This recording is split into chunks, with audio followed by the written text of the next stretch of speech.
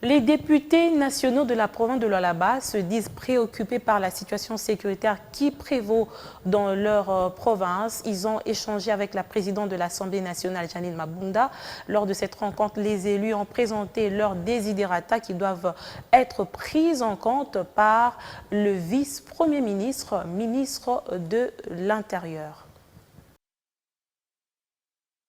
Nous, députés nationaux, élus de la province du Lualaba, réunis au sein de notre caucus parlementaire, constatons avec amertume que depuis un certain temps, des bandes d'individus sans foi ni loi ont décidé d'opérer et de perturber la vie des paisibles habitants de notre chère ville, province du Lualaba en général et plus particulièrement de la ville de Kolwezi, en y perpétrant en toute impunité et de manière répétitive et barbare des incursions nocturnes au domicile de nos compatriotes, qui se soldent le plus souvent par des vols avec destruction méchante, des viols et pire encore, des assassinats odieux commis de sang-froid par des criminels sans foi ni loi et sans état d'âme. Malgré notre dénonciation publique de ce fait malheureux dans notre déclaration du 5 avril dernier et en dépit des efforts louables consentis par le gouvernement provincial du Lualaba, nous nous rendons compte que cette situation, loin de s'améliorer, s'est au contraire empirée au fil du temps,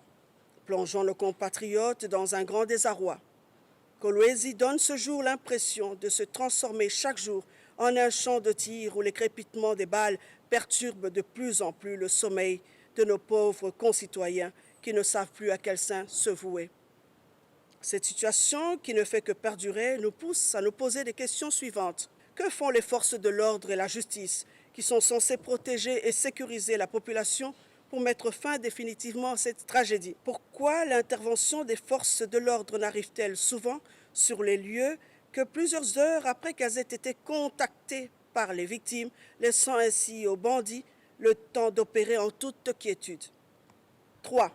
À quand le changement de la chaîne de commandement au niveau de la police et de l'armée tel que promis par la commission d'enquête déployée récemment au Katanga et dans le Lualaba à l'issue des incidents survenus le 28 mars dernier?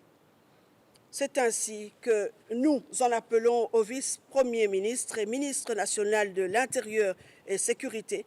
qui du reste a été auditionné hier, le 19 mai 2020, dans la commission défense et sécurité de l'Assemblée nationale,